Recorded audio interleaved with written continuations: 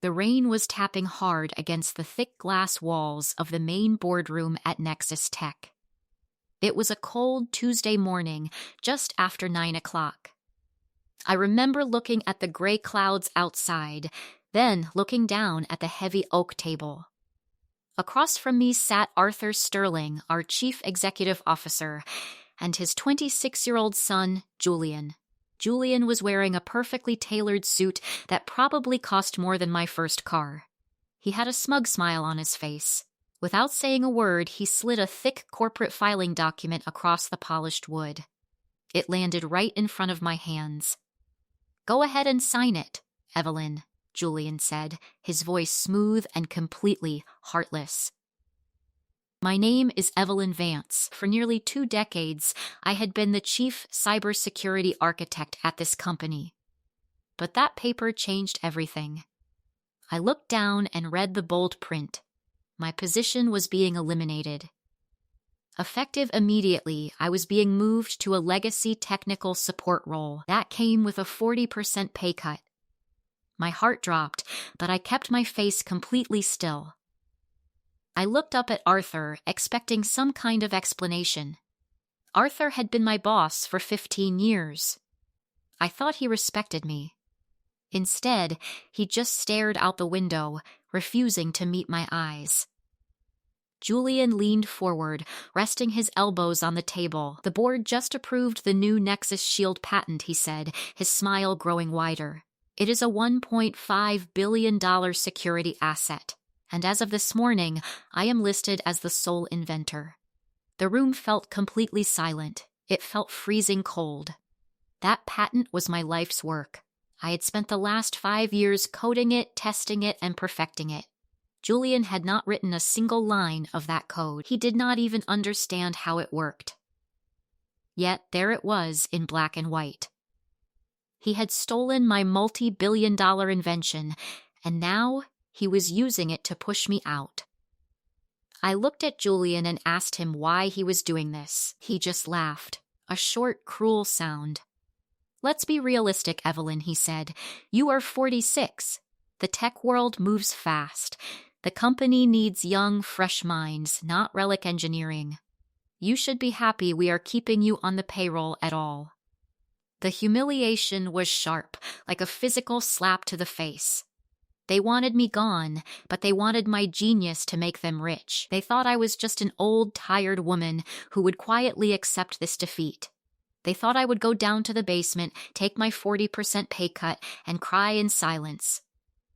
But as I sat there, feeling the deep ache of their betrayal, a strange feeling washed over me. The shock faded, and a cold, heavy calmness took its place. I looked at the stolen patent documents, and then I looked at Julian's shiny gold watch. They had the money, they had the power, and they had the lawyers. But they did not understand the technology. They did not know the secret I had kept hidden inside that network. They had no idea that by pushing me aside, they were pulling the pin out of a giant grenade. I reached out, took the pen, and signed my name. I kept my chin held high as I slid the paper back across the wood. I knew that very soon, reality was going to catch up with them, and they would finally learn the true cost of their greed. To understand why I stayed so calm in that room, you have to understand who I am and what I have built. I am not just an employee at Nexus Tech. I am the true anchor of this entire operation. I spent 18 long years of my life building the digital backbone of this company from the ground up. When I started here, Nexus Tech was just a small startup operating out of a tiny office with a few servers. I was the one who stayed up for nights on end, drinking stale coffee and writing the core code that allowed us to grow. Today, that enterprise network protects over 500 global banking clients. It secures trillions of dollars in transactions every single day. And I am the only person alive who fully understands the deep, messy code that keeps it running. I did not do all this work just for corporate glory. I had real, heavy stakes keeping me tied to my desk. I am a single mother. My daughter Sarah is currently in her second year of medical school. The tuition is incredibly high, and I promised her she would never have to worry about student loans. On top of that, I am the sole financial provider for my elderly father. He suffers from severe health issues and requires expensive full-time care at an assisted living facility. Every single month, my salary paid for his medicine, his private doctors, and his daily comfort. My family depended entirely on my corporate income. I could not just walk away or quit in a fit of anger. Nexus Tech knew this. Arthur knew exactly how much I needed this job, and he used my loyalty as a weapon against me. They thought my personal responsibilities made me weak and easy to control, but my real power was my technical expertise. Over the past 5 years, I noticed that global cyber attacks were becoming much more dangerous. The old security systems were failing everywhere. So, I started working on a secret project. I called it the Nexus Shield. It was a breakthrough zero-trust security engine. In simple terms, it is a system that never automatically trusts anyone inside or outside the network. It constantly verifies every single user, every single device, and every single packet of data. It was designed to completely stop cyber warfare in its tracks. It was a perfect piece of software, and independent experts valued the technology at $1.5 billion. I knew that this patent was the true future of enterprise security. I poured my heart, my soul, and my decades of experience into that shield. I treated it like a masterpiece. But while I was focusing on protecting the digital world, I failed to protect myself from the sharks in the boardroom. The corporate elite at Nexus Tech saw my invention not as a triumph of engineering, but as a golden ticket. They did not see a dedicated mother and daughter who had sacrificed her youth for their success. They just saw a mature woman they could easily step over to elevate the next generation of leadership. The contrast was brutal. On paper, I was the most valuable operational asset the company had ever seen. But in reality, inside those corporate halls, I was treated with an utter lack of respect. I was viewed as a piece of old office furniture that could be moved or discarded at any moment. They believed that because they owned the corporate headquarters, they owned my mind and my future. They were about to find out just how wrong they were. They were about to learn a very painful lesson. You can easily steal a piece of paper with a government stamp on it, but you can never steal the hidden knowledge required to keep that system alive in the real world. The whole nightmare actually started about 6 months before that boardroom meeting. Julian arrived at the office fresh out of a top business school. He had a shiny MBA degree, an expensive haircut, and absolutely zero real-world technology experience. He did not know the basic difference between a local database and a cloud network. But he was the CEO's son, so everyone treated him like corporate royalty. One afternoon, Arthur walked into my office with Julian trailing right behind him. Arthur put his hand on his son's shoulder and gave me a warm smile that I now realize was completely fake. He told me that Julian was being groomed for a future leadership role in the company. He asked me, as a personal favor, to let Julian shadow me for a few months. He called it executive training. Arthur said he wanted his son to learn from the absolute best engineering mind in the building. I was flattered. Looking back, I feel so foolish for being so blind. But at the time, I acted out of pure loyalty to the company I had helped build. I welcomed Julian into my office. I spent hours every day sitting next to him, patiently explaining the complex architecture of our global enterprise network. I showed him how our data pipelines flowed. I explained how we protected our banking clients from highly advanced security breaches. When I started working on the final stages of the Nexus Shield patent, I did not hide it from him. I trusted him. I shared my private research files, my structural flowcharts, and my personal coding repositories. I wanted him to see how a truly world-class security system was built from scratch. Julian would sit there nodding his head, taking notes on his sleek tablet, and asking a lot of questions. I thought he was just a dedicated student trying to learn the ropes. But he was not trying to learn. He was plotting. Slowly and systematically, Julian was copying my entire life's work. While I was busy doing the heavy lifting and writing thousands of lines of complex code, Julian was quietly exporting my files.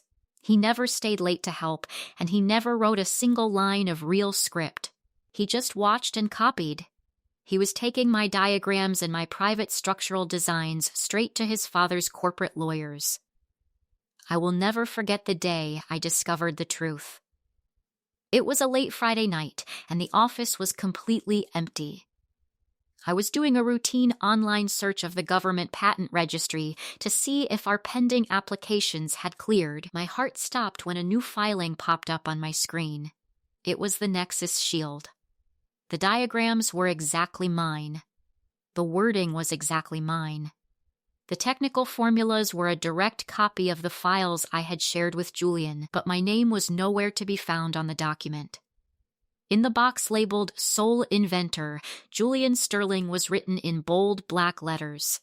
The company lawyers had used a legal loophole to assign all the rights to Julian and the corporate entity.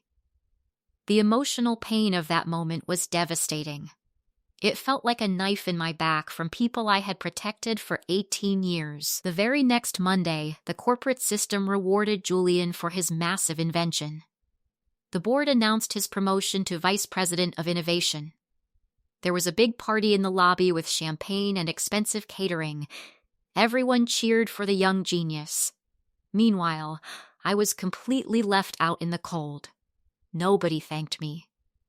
The high-pressure corporate environment became almost unbearable. The walls felt like they were closing in on me as I watched Julian take credit for my mind.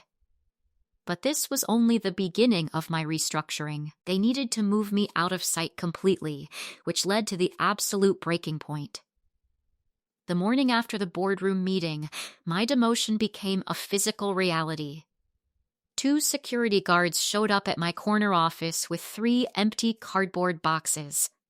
They told me I had 1 hour to pack up my things. I was forced out of the bright windowed room where I had worked for over a decade. They moved me all the way down to the basement of the building. My new office was a tiny, cramped storage room. It was located right next to the noisy building maintenance pipes and the main air conditioning units. It had no windows, peeling paint, and a single flickering fluorescent light on the ceiling.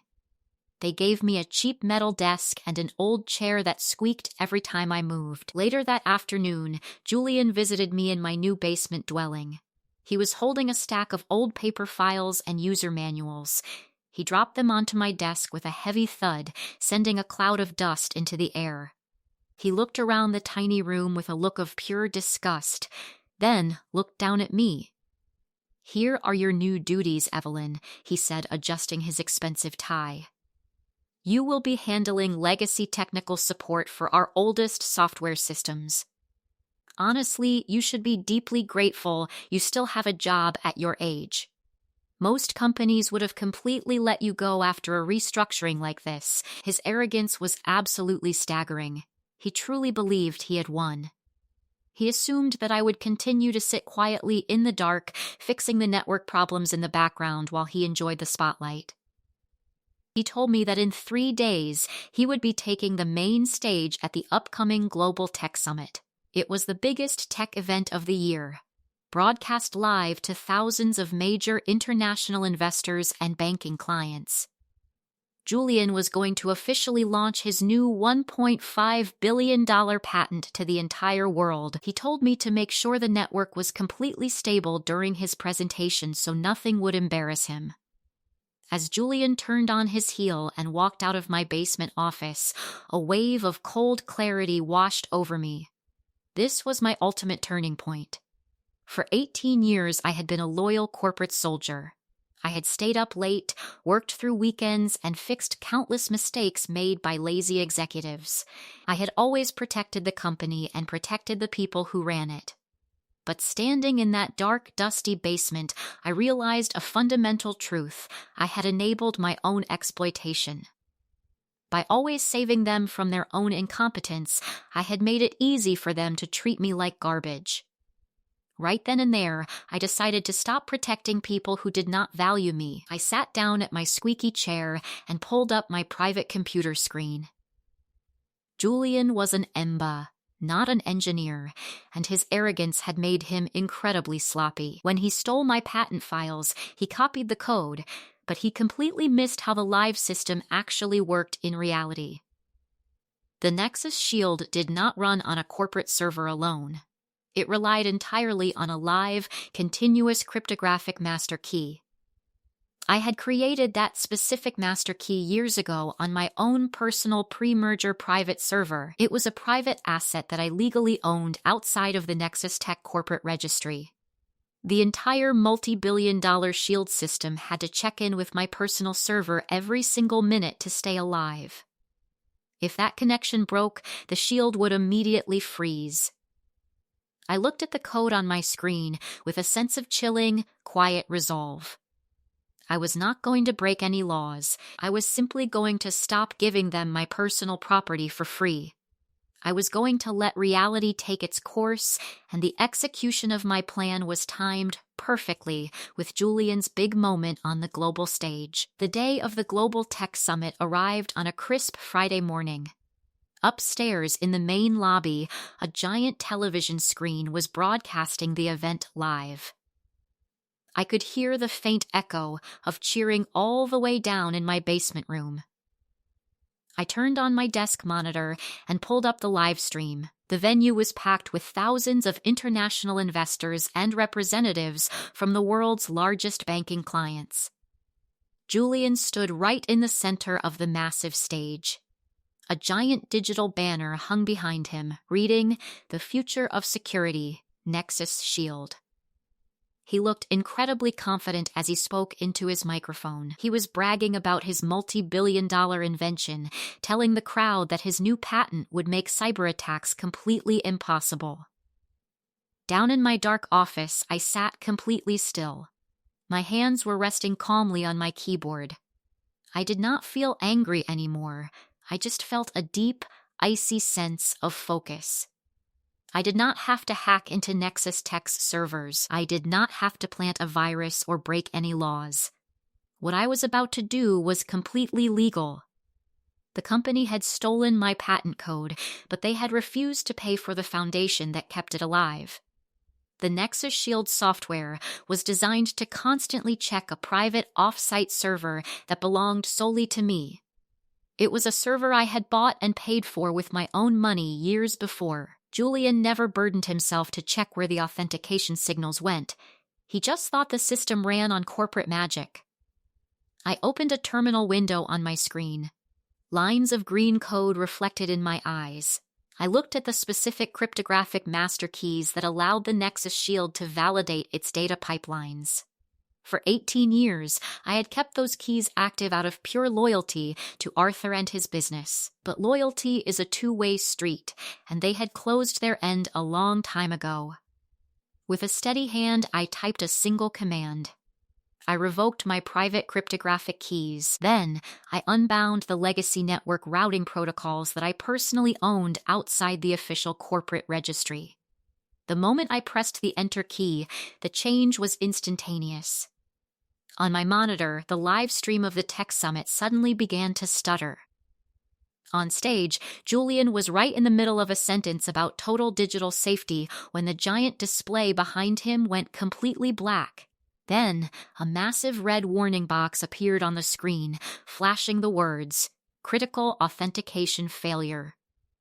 System compromised." The microphone in Julian's hand picked up the sudden, collective gasp of thousands of people in the audience. His confident smile instantly vanished. He looked back at the giant screen, his face turning pale under the bright stage light. He began to stammer, trying to explain that it was just a minor technical glitch. But it was not a glitch. The entire multi-billion-dollar cybersecurity shield had just shut down completely. All around me in the basement, the quiet hum of the server racks changed to a sharp, high-pitched alarm. The small monitoring screens on the wall started flashing bright red. The corporate network was going completely dark, losing its connection to the outside world.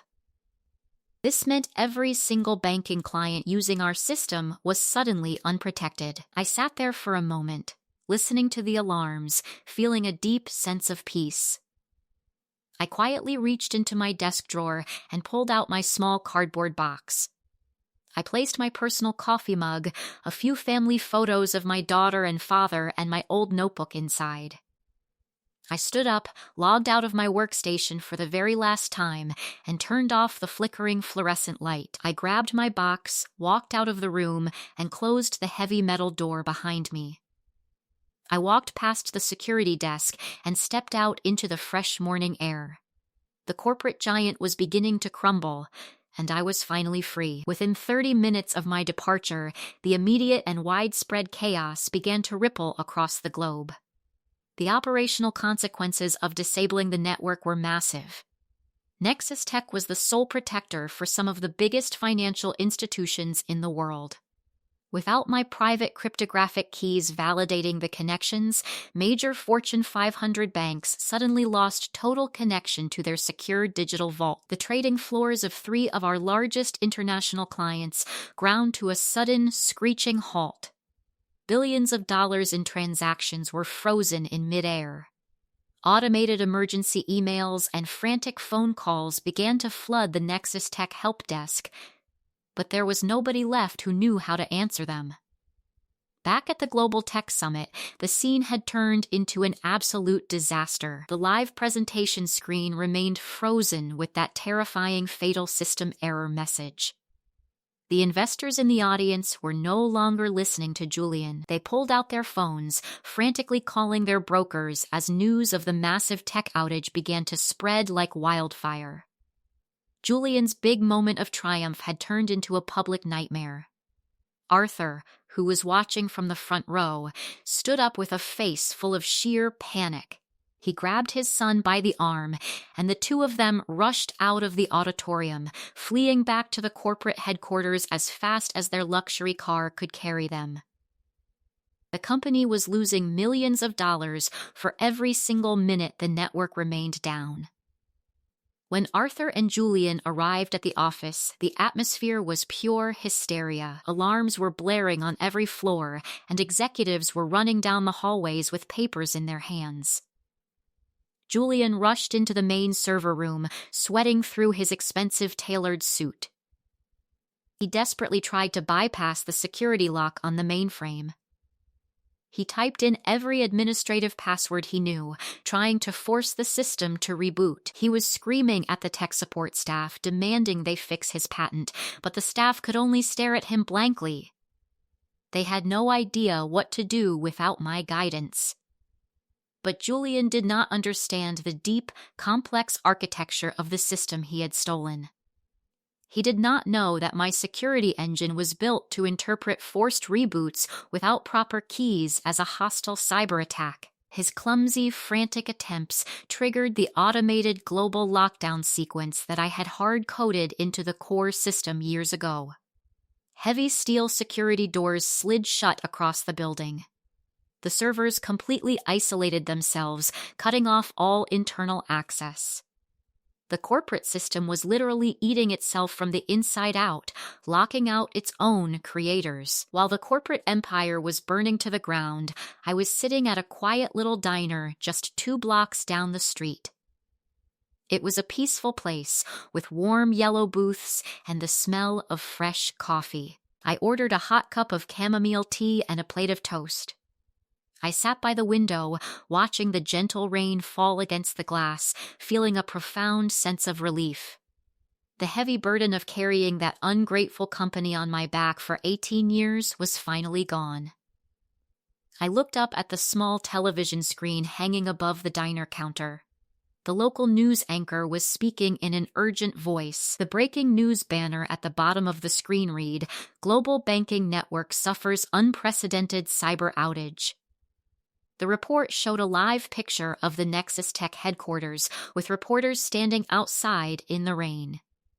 The news anchor explained that the world's most advanced security shield had mysteriously failed, and experts had no idea how to fix it. I took a slow sip of my tea and smiled quietly to myself. The corporate elite had believed that my age made me weak and replaceable. Now the entire world was about to find out exactly how much they needed the mature woman they had pushed into the basement. The stage was set for a desperate confrontation, and I knew my phone would start ringing very soon. My phone began to buzz against the wooden table of the diner. The screen showed Arthur's name. I let it ring until it went to voicemail. A second later, it started buzzing again. This time, it was Julian. I let that go to voicemail too. Over the next 20 minutes, my phone rang 32 times. They were terrified. I calmly finished my plate of toast and paid the bill. As I walked out to my car, the phone rang for the 33rd time. I decided it was time to answer. I pressed the green button and placed the phone to my ear. Arthur's voice exploded through the speaker. He was screaming so loud that my ear hurt. "Evelyn, where the hell are you?" he shouted. "The entire global network is down. The banks are threatening to sue us for billions of dollars. You need to get your butt back into this office right now and fix this mess." My voice was completely flat, calm, and collected. "I cannot do that, Arthur," I said quietly. "As you and Julian made very clear to me on Tuesday morning, my position as Chief Cybersecurity Architect has been eliminated. I am now just a legacy technical support worker. I do not have the security clearance or the operational authority to touch the core mainframe. If I touch it, I would be violating your new company policy." Julian snatched the phone from his father. His voice was no longer smooth or arrogant. He sounded like a terrified child. "Listen to me, you old relic," he screamed. "You did this. You hacked us. We are going to call the police and have you thrown in jail for corporate sabotage."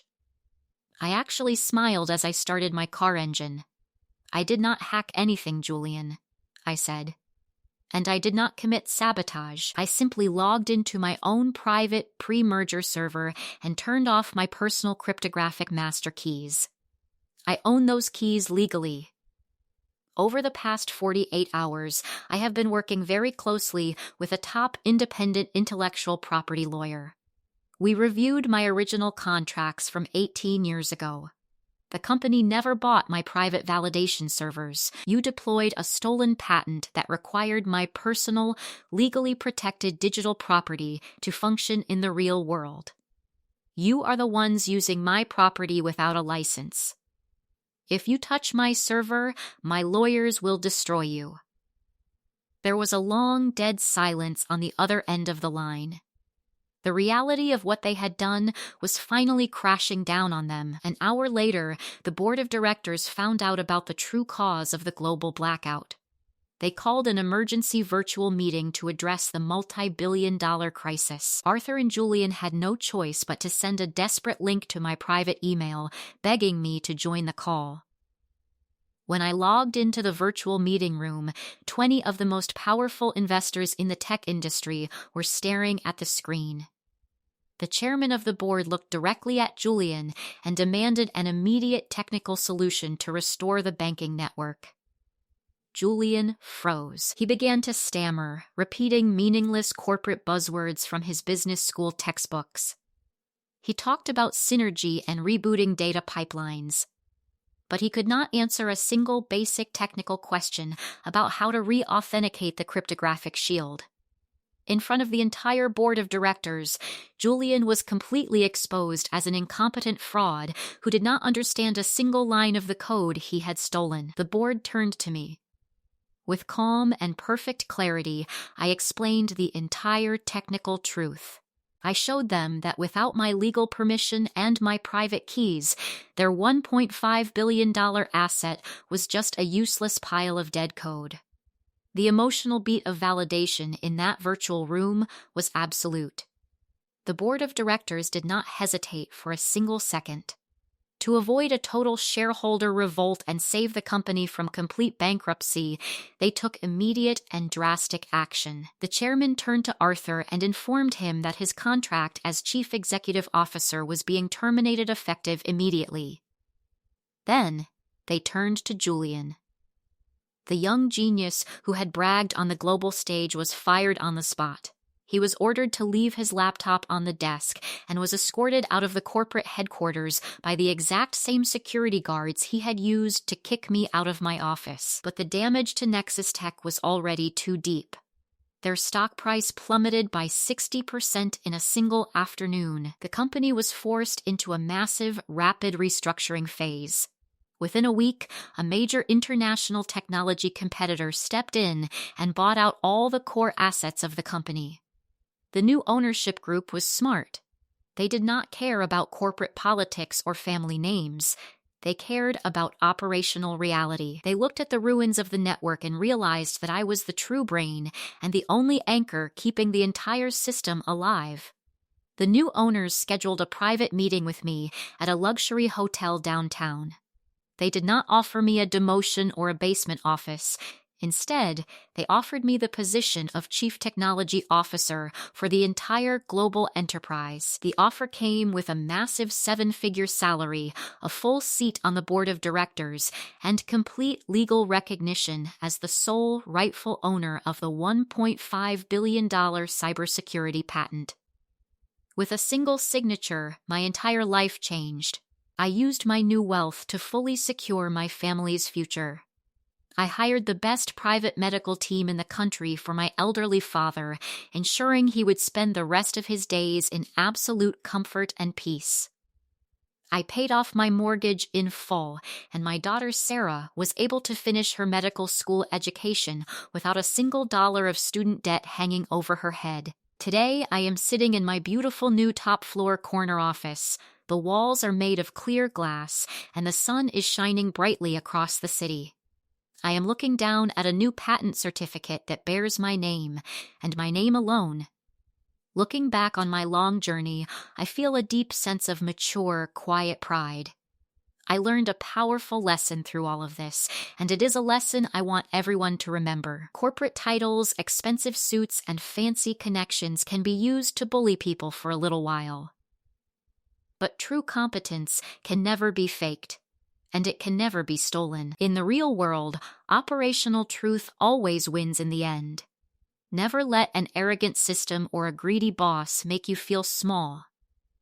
Your knowledge, your mind, and your value belong entirely to you, and when the lights go out, they will always have to come knock on your door.